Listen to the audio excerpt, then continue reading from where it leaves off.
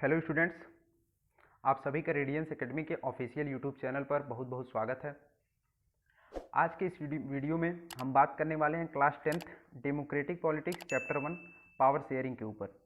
ठीक है, democratic politics chapter 1 power sharing के ऊपर हम आज बात करने वाले हैं। तो आइए एक बार इस चैप्टर का ओवरव्यू कर लेते हैं। तो यहाँ पर हम क्लास 9th में देख चुके हैं कि जो हमारे कोई भी डेमोक्रेटिक गवर्नमेंट्स के तीन पार्ट्स होते हैं। सबसे पहला जो होता है वो होता है लेजिस्लेटिव, जो दूसरा होता है वो होता है एग्जीक्यूटिव, और तीसरा जो होता है वो होता है जुडिशरी। ओके, जो लेजिस्लेटिव होता है इसका काम होता है लॉ पास करने का, और जो एग्जीक्यूटिव होता है जो ये पास किया गया लॉ है इसको एग्जीक्यूट करने का काम होता है एग्जीक्यूटिव का, जिसको कि हम कार्यपालिका कहते हैं, और जुडिशरी जिसको कि हम न्यायपालिका कहते हैं।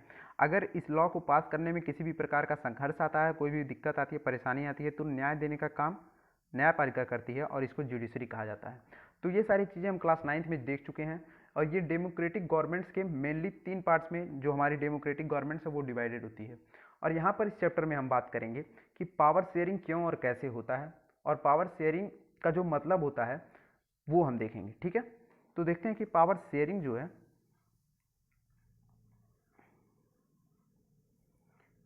पावर शेयरिंग का क्या मतलब होता है। ठीक है, ये हम देखेंगे। तो पावर शेयरिंग का जो मतलब होता है वो होता है कि जब हम शक्तियों का बंटवारा डिफरेंट कम्युनिटीज़ की फीलिंग और इंटरेस्ट को ध्यान में रख कर करें तो उसको हम क्या कहते हैं, पावर शेयरिंग कहते हैं। ठीक है, तो यहाँ पर आपके सामने सबसे पहले दो कंट्रीज का एग्जाम्पल दिया हुआ है।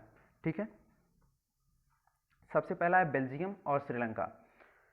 अब इन दोनों कंट्रीज में क्या होता है इसको हम देखेंगे, और इन दोनों कंट्रीज के माध्यम से समझने की कोशिश करेंगे कि पावर शेयरिंग किस प्रकार से, हमारी पावर शेयरिंग के का हमारे डेमोक्रेटिक गवर्नमेंट को ज़रूरत है, किसी भी डेमोक्रेटिक गवर्नमेंट के लिए पावर शेयरिंग क्यों ज़रूरी है, इस चीज़ को हम देखेंगे। तो दोस्तों, बेल्जियम जो है वो एक छोटा सा देश है जो कि एरिया में लगभग हमारे हरियाणा जितना बड़ा है, और जो इसकी पॉपुलेशन है वो करीब 1 करोड़ है। पर इस छोटे से देश का जो एथनिक कंपोजिशन है वो बहुत कॉम्प्लेक्स है। ठीक है, यहाँ पर जो इस छोटे से देश का जो एथनिक कंपोजिशन है,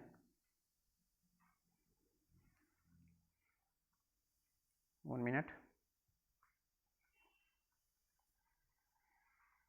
इस छोटे से देश का जो एथनिक कंपोजिशन है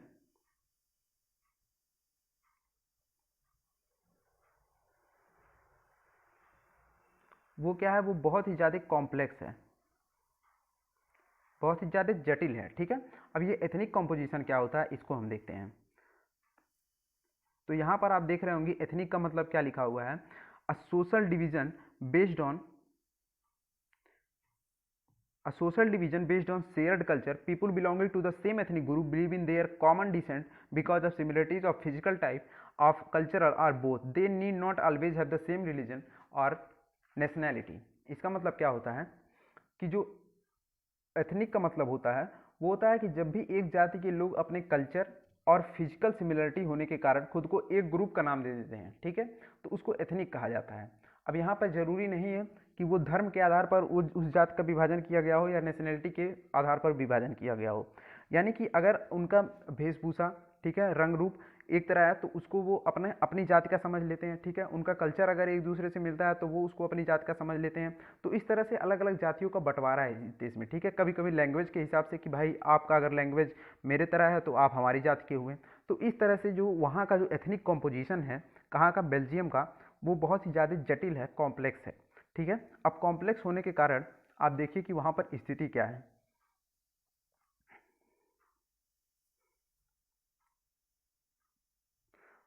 तो यहाँ पर हम देखेंगे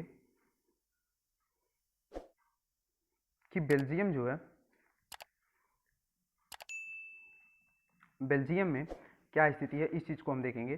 तो यहाँ पर जो है वो 59% लोग डच बोलते हैं। डच एक भाषा होती है, ठीक है, एक लैंग्वेज होती है। तो 59% लोग डच बोलते हैं, ठीक है, और 40% लोग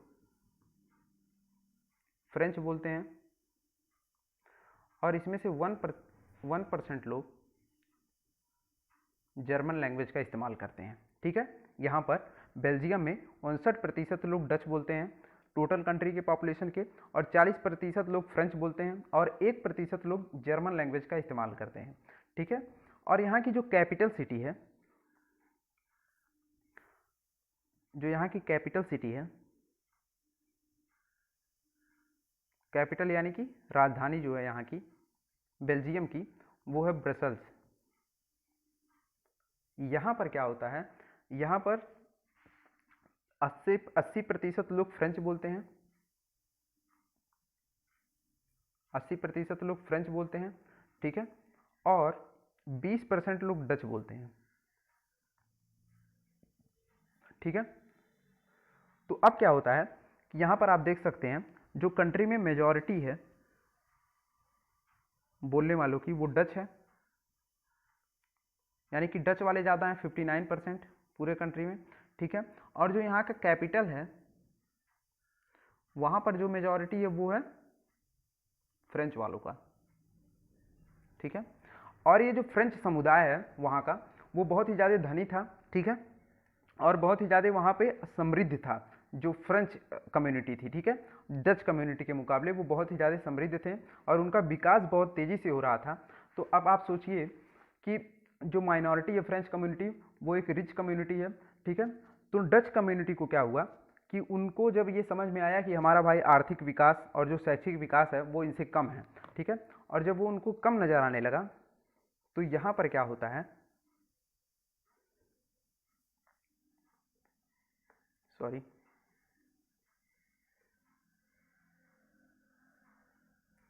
यहाँ पर जब उनको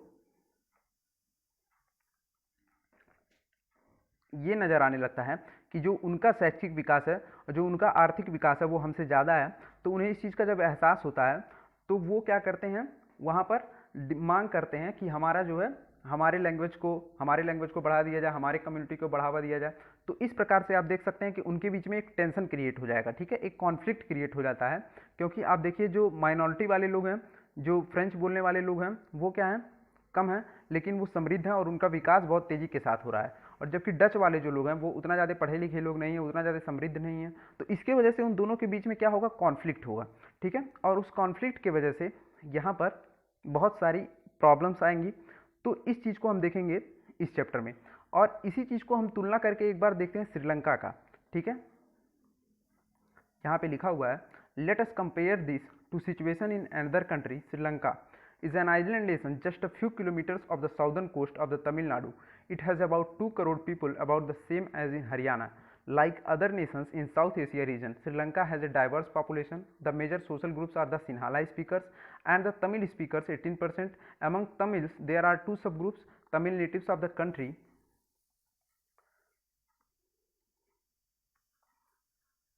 and are called Sri Lankan Tamils. The rest, whose forefathers came from India as plantation workers during colonial period, are called Indian Tamils. As you can see from the map, Sri Lankan Tamils are concentrated in the north and east of the country. Most of the Sinhala speaking people are Buddhist, while most of the Tamils are Hindus or the Muslims. There are about 7% Christian who are both Tamils and Sinhala. ठीक है, यानी कि इसका क्या मतलब होता है, इसको हम समझने की कोशिश करेंगे। अब श्रीलंका में जो स्थिति है उसको समझने की कोशिश करते हैं। अब वहाँ पर क्या है, सिन्हाला एक कम्युनिटी है, जिसको हिंदी में हम क्या कहते हैं, सिंहली जो कम्युनिटी है। अब ये कम्युनिटी जो है वहाँ पे सबसे ज़्यादा मात्रा में है 74%, और ये लोग मोस्टली बुद्धिस्ट हैं। ठीक है, बौद्ध धर्म के हैं। ये श्रीलंका की स्थिति हम समझने की कोशिश कर रहे हैं। ठीक है, तो ये लोग मेजॉरिटी में है 74%, और तमिल जो बोलने वाले लोग हैं वो वहाँ पर हैं 18%। ठीक है, जिसमें से इन तमिल में भी हम देखेंगे, इसमें से तमिल में एक श्रीलंकन तमिल है, श्रीलंकन जो तमिल है वो हैं 15%, और इंडियन तमिल्स हैं। और इंडियन कैसे हुए वहाँ पर, इस चीज़ को हम देखेंगे 5% है। ठीक है, और ये 13% है। ठीक है, अब यहाँ पर हम देखेंगे कि जो इंडिया के जो लोग थे, जब ब्रिटिश का राज्य था तो वहाँ पर बागानों में काम करने के लिए इंडिया से लोग आए हुए थे, और जो उनके बच्चे हैं उनको क्या कहा जाता है, इंडियन तमिल्स कहा जाता है। ठीक है, तो यहाँ पर जो सिन्हाला है वो बुद्धिस्ट कम्युनिटी आप देख सकते हैं, और जो तमिल्स हैं वो मोस्टली हिंदू होते हैं या मुस्लिम होते हैं, और वहाँ पर 7% क्रिश्चियंस भी रहते हैं जो कि तमिल और सिन्हाला दोनों बोलने वाले लोग होते हैं। ठीक है, तो यहाँ पर क्या होता है कि सिन्हाला मेजॉरिटी में है और तमिल 18% है, माइनॉरिटी में है। तो जाहिर सी बात है कि सिन्हाला मेजॉरिटी में होने के कारण जो वहाँ की गवर्नमेंट है उसके ऊपर डोमिनेट करना चाहेगी। ठीक है, और इसी डोमिनेट करने की वजह से वहाँ पर एक कॉन्फ्लिक्ट क्रिएट होता है, एक कॉन्फ्लिक्ट का जन्म होता है। तो इसी पर हम बात करेंगे कि कंट्री ने इस मुद्दे को कैसे सॉल्व किया, इस चीज़ को हम इस चैप्टर में बात करेंगे। ठीक है, तो आइए देखते हैं। तो सबसे पहले बात करेंगे कि श्रीलंका की। ठीक है, यहाँ पे जो आप मैप देख पा रहे हैं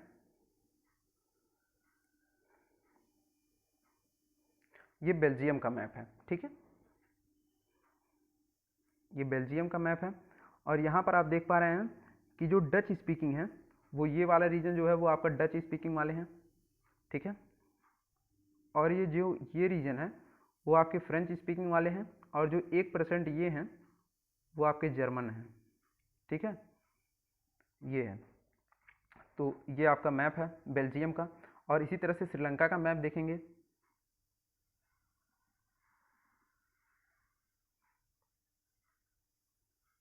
ये है श्रीलंका का मैप। अब यहाँ पर जो है आपके येलो कलर का नज़र आ रहा है, ये येलो कलर वाला, ये कौन है, ये सिन्हाला कम्युनिटी है, और ये जो है वो आपके तमिल कम्युनिटी वाले हैं। ठीक है, जैसा कि मैंने बताया कि ये लोग 74% हैं और तमिल वाले जो हैं वो 18% है। ठीक है, तो यहाँ की कंट्री ने क्या स्टेप्स लिए इस कॉन्फ्लिक्ट को सॉल्व करने के लिए, इसको हम देखते हैं, और इन दोनों कंट्री ने किस तरह से हैंडल किया अपने पावर शेयरिंग को, इस एग्जाम्पल के माध्यम से हम ये समझने की कोशिश करेंगे। ठीक है, तो जो वहाँ की सरकार थी उसने कुछ इंपॉर्टेंट स्टेप्स लिए जो श्रीलंका की सरकार थी, और यही हमारा अगला टॉपिक है, दैट इज मेजॉरिटेरियनिज्म इन श्रीलंका। ठीक है, मेजॉरिटेरियनिज्म इन श्रीलंका।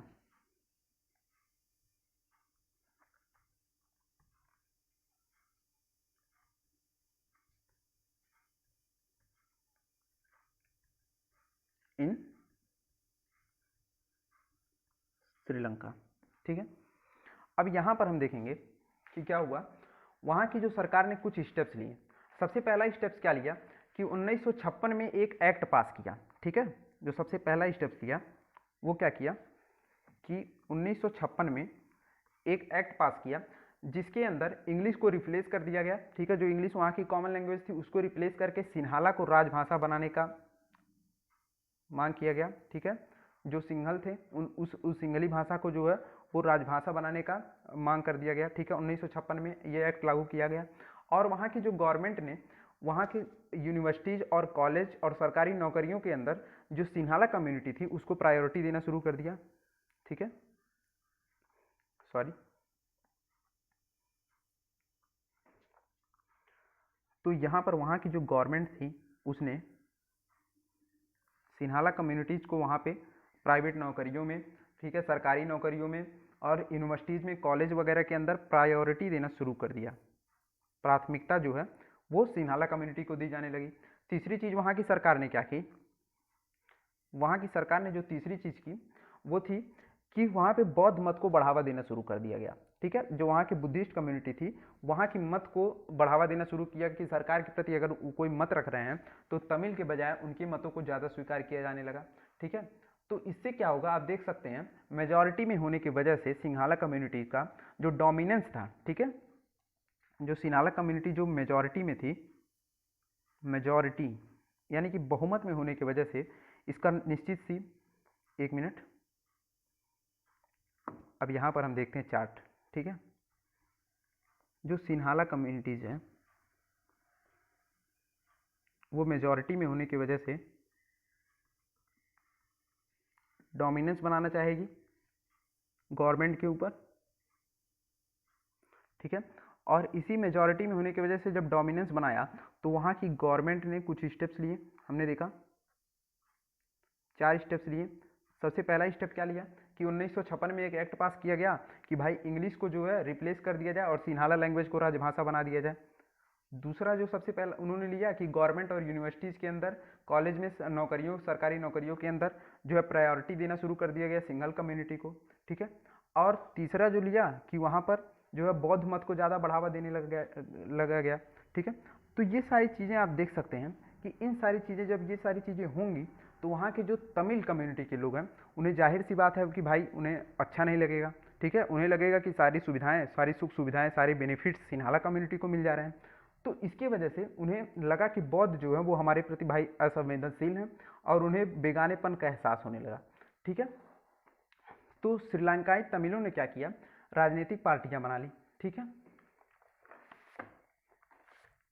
अब यहाँ पर होता क्या है कि अब ये जो एक एक करके आए इन सरकारी फैसलों ने श्रीलंकाई तमिलों की नाराजगी और शासन को लेकर उनमें बेगानापन बढ़ाया। उन्हें लगा कि बौद्ध धर्मावलंबी सिंहलियों के नेतृत्व में उनकी जो राजनीतिक पार्टियां हैं, ठीक है, वो उनको लेकर के असंवेदनशील हैं। उन्हें लगा कि संविधान और सरकार की नीतियां उन्हें समान रूप से नहीं देखती हैं, ठीक है। सबसे पहले तो उन्हें ये लगा, और उन्हें समान राजनीतिक अधिकारों से वंचित कर रही हैं, और नौकरियों और फायदों के अन्य कामों में उनके साथ भेदभाव हो रहा है और उनके हितों की अनदेखी की जा रही है, ठीक है।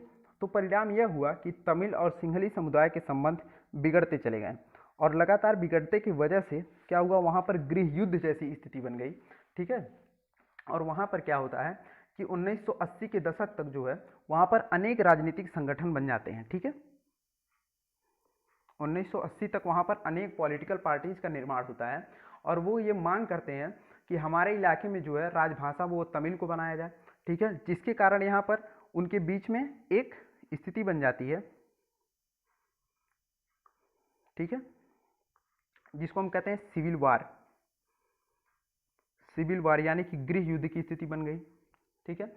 और यह गृह युद्ध जो है 2009 तक चला, जिसके परिणाम स्वरूप दोनों पक्षों के हजारों लोग मारे जा चुके हैं। अनेक परिवार अपने मुल्कों से भागकर शरणार्थी बन गए हैं और इसमें भी कई गुना ज़्यादा लोगों की रोजी रोटी जो है वो चौपट हो गई। तो आप देख सकते हैं किस प्रकार से श्रीलंका ने इस सिचुएशन को हैंडल किया, और इस सिचुएशन को जब उसने हैंडल किया तो वहाँ पर गृह युद्ध का जन्म हुआ, ठीक है। वहाँ पर सिविल वार हुआ और जिसकी वजह से राज्य के आर्थिक विकास में, ठीक है, एजुकेशनल डेवलपमेंट, ठीक, आपका जो इकोनॉमिक डेवलपमेंट था, इस सब पे प्रभाव पड़ा इस गृह युद्ध की वजह से। और यहीं पर हम देखते हैं बेल्जियम का केस, ठीक है। यहाँ पर ये जो बेल्जियम का हमने मैप देखा था,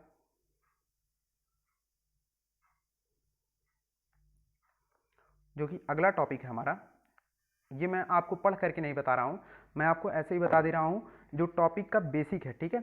और जब आप अपनी एनसीईआरटी पढ़ेंगे और मेरे लेक्चर को सुनेंगे और जो एनसीईआरटी पढ़ेंगे तो आपको बहुत अच्छे से क्लियर हो जाएगा जो मैं बात कहना चाह रहा हूँ, ठीक है। तो जो अगला टॉपिक है वो है एकोमोडेशन इन बेल्जियम, ठीक है, यानी कि जो बेल्जियम की जो समझदारी थी उस चीज़ को हम देखेंगे इस टॉपिक में, ठीक है। तो क्या हुआ कि वहाँ पर बेल्जियम ने किस प्रकार से इस सिचुएशन को हैंडल किया उस चीज़ को देखते हैं, ठीक है। तो वहाँ का जो गवर्नमेंट से, वहाँ की जो गवर्नमेंट्स ने लगभग वहाँ पे पूरा रास्ता जो है अलग रास्ता लिया, ठीक है। उन्होंने क्षेत्रीय अंतरों और सांस्कृतिक विविधता को स्वीकार किया।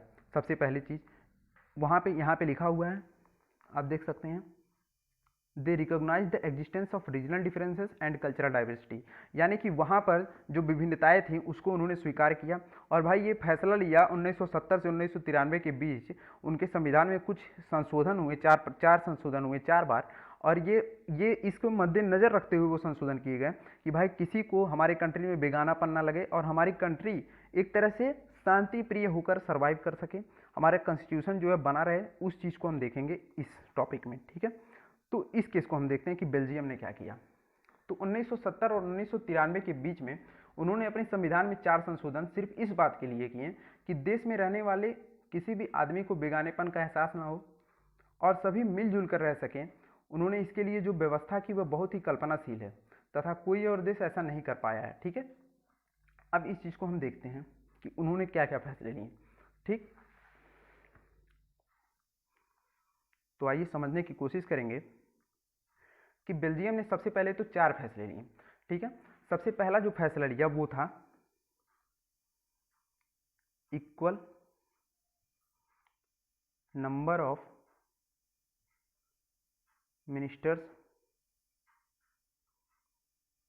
फॉर बोथ ग्रुप्स, ठीक है। और जो दूसरा फैसला लिया वो था मोर पावर्स टू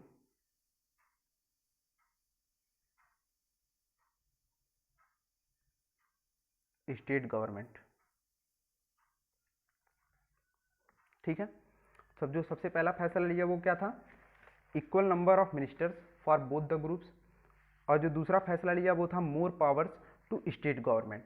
इसका मतलब क्या है कि संविधान में इस बात का सबसे पहले स्पष्ट प्रावधान कर दिया गया कि केंद्रीय सरकार में जो डच वाले भाषा लोग वाले हैं और जो फ्रेंच भाषा वाले लोग हैं उनके मंत्रियों की जो संख्या होगी वो समान रहेगी, यानी कि सेंट्रल गवर्नमेंट के अंदर, ठीक है, जो सेंट्रल वहाँ पे गवर्नमेंट है वहाँ पे क्या हुआ, ये प्रिस्क्राइब किया गया कि जो नंबर ऑफ डच मिनिस्टर्स हैं वो number of French speaking ministers के इक्वल होंगे। सबसे पहला फैसला तो ये लिया गया कि सेंट्रल गवर्नमेंट के अंदर जो डच स्पीकिंग मिनिस्टर्स हैं और जो फ्रेंच स्पीकिंग मिनिस्टर हैं उनकी संख्या इक्वल कर दी गई, ये संशोधन किया गया, अमेंडमेंट किया गया, ठीक है। और दूसरा जो चीज़ किया गया वो more power to state government, यानी कि अब जो राज्य सरकार रहेगी वो केंद्र सरकार के अधीन में नहीं रहेगी, राज्य सरकार अपना स्वतंत्र होकर के फैसले ले सकती है, ये दूसरा इन्होंने किया। और तीसरा इन्होंने क्या संशोधन किया, इक्वल रिप्रेजेंटेशन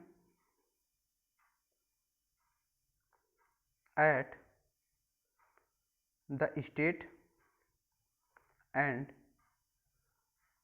सेंट्रल लेवल, ठीक है। ये इन्होंने तीसरा फैसला लिया।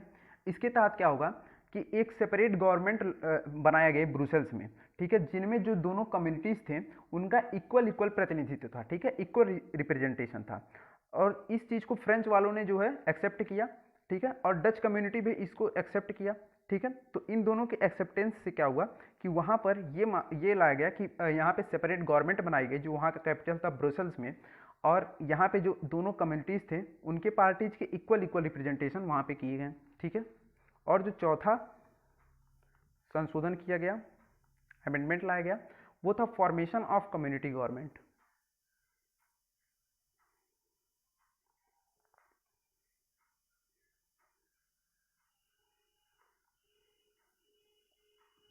ठीक है। अब कम्युनिटी गवर्नमेंट क्या होता है, ये जो कम्युनिटी गवर्नमेंट है ये इलेक्ट की जाएगी किसके द्वारा, सिर्फ वन लैंग्वेज कम्युनिटी के द्वारा इलेक्ट की जाएगी। और जो इसका काम रहेगा वो रहेगा वहाँ की जो भी, ये जो सबसे पहले इस चीज़ को समझिए कि यहाँ पर जो ये कम्युनिटी गवर्नमेंट इलेक्ट की गई इसका काम रहेगा वहाँ का, सबसे पहले तो इसको एक लैंग्वेज के लोग सेलेक्ट करेंगे, ठीक है। और जो इस गवर्नमेंट का जो पावर रहेगा वो cultural, educational and language related issues से रहेगा, ठीक है। यानी कि इसका ये जो फैसले ले सकती है वो सांस्कृतिक पक्ष से, ठीक है, एजुकेशनल नज़रिए से, और जो है वहाँ का जो लैंग्वेज है उससे जो रिलेटेड इशू आएंगे वो ये कम्युनिटी गवर्नमेंट लेगी। तो आपने देखा कि यहाँ पर वहाँ की जो संविधान ने चार चीज़ें की। सबसे पहली चीज़ कि सेंट्रल लेवल पे क्या होगा, इक्वल नंबर ऑफ मिनिस्टर्स होंगे दोनों कम्युनिटीज से। दूसरा चीज़ क्या हुआ, दूसरा चीज़ ये हुआ कि मोर पावर्स टू स्टेट गवर्नमेंट, यानी कि अब जो वहाँ की राज्य सरकार रहेगी वो अपना स्वतंत्र होकर के काम कर सकेगी। तीसरा चीज़ क्या हुआ कि वहाँ पर ब्रुसेल्स में एक अलग से गवर्नमेंट बनाई गई जिसमें दोनों ही पार्टीज का जो है इक्वल रिप्रेजेंटेशन था। और जो चौथा चीज़ किया गया वो था फॉर्मेशन ऑफ कम्युनिटी गवर्नमेंट, यानी कि कम्युनिटी गवर्नमेंट लाई गई, ठीक है। अब यहाँ पर ये जब चीज़ें की बेल्जियम ने, तो यहाँ पर ये आपको जटिल लग सकता है, कॉम्प्लेक्स लग सकता है सुनने में कि भाई ये इससे कैसे सॉल्व हुआ होगा, लेकिन वहाँ पर इस चीज़ से क्या हुआ कि वहाँ पर जो सिविल वार था वो नहीं हुआ, ठीक है। सिविल वार आप देख सकते हैं कि वहाँ पे हजारों लोग मारे जा चुके थे श्रीलंका में, और वहाँ पे कंट्री का जो इकोनॉमिक डेवलपमेंट था, ठीक है, सोशल डेवलपमेंट था, सब प्रभावित हुआ था। लेकिन यहाँ पर जो सिविल स्ट्राइक था वो यहाँ पर नहीं हुआ, ठीक है, और सिविल वार नहीं हुआ यहाँ पर बेल्जियम में। तो भाई इससे ज़्यादा खुशी की क्या बात है, और देश जो है शांतिप्रिय तरीके से आगे भी काम करता चला गया। तो there are several outcomes which we will see that there was a conflict about power sharing in both the countries, and both the countries adopted different method to sort out the conflict, but in Sri Lanka the solution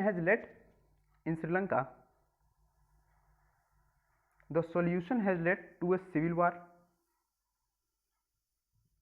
okay. But in Brussels, though the model seems complicated, okay, but it has avoided a civic strife between the two major communities and a possible division of the country on linguistic lines। यानी कि वहाँ पर जो civil strike था वो टल गया और वहाँ पर जो देश वो शांतिप्रिय तरीके से आगे काम करता चला गया। तो यहाँ पर आप देख सकते हैं कि जब डिफरेंट कम्युनिटीज़ के लोग होते हैं, ठीक है, तो वहाँ पर जो शक्तियों का पृथक्करण है वो कितना ज़रूरी हो जाता है, पावर्स की जो शेयरिंग है वो कितनी ज़रूरी हो जाती है।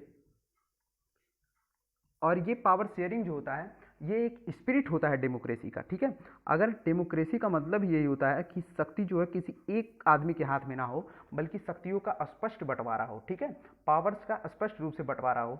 और सबसे पहला चीज़ तो हम क्यों ये चीज़ करते हैं पावर शेयरिंग, तो हम करते हैं सबसे पहले टू अवॉइड कॉन्फ्लिक्ट, कि भाई कॉन्फ्लिक्ट ना हो। जब डिफरेंट कम्युनिटीज़ के लोग रहेंगे तो हम कॉन्फ्लिक्ट को अवॉइड करने के लिए पावर्स को क्या करते हैं, शेयर कर देते हैं। और दूसरी चीज़ जो है ये स्पिरिट ऑफ डेमोक्रेसी है,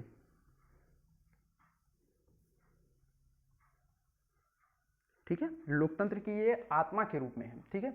तो ये सारी चीज़ें की वजह से हम पावर शेयरिंग करते हैं। तो आप अगर इस टॉपिक को पढ़ेंगे अच्छे से, जो मैंने पढ़ाया आपको,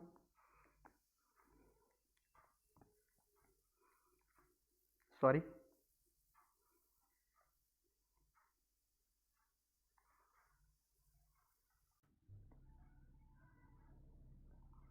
तो अगर आप इस टॉपिक को अच्छे से पढ़ेंगे तो आपको निश्चित रूप से समझ में आएगा कि एनसीईआरटी में क्या लिखा हुआ है, ठीक है। इन टॉपिक्स को आप पढ़ेंगे और देखेंगे कि किस प्रकार से वहाँ के दोनों जो कंट्रीज थे वो किस प्रकार से निपटी थी इस प्रॉब्लम से। तो एक क्वेश्चन है जिसका आप लोग आंसर लिखेंगे,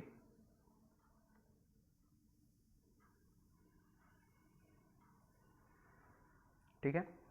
क्वेश्चन क्या है,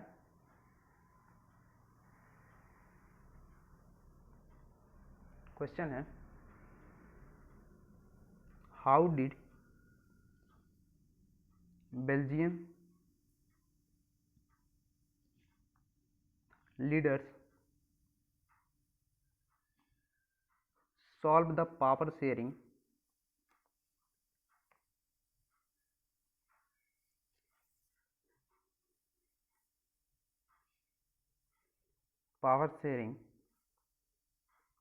प्रॉब्लम।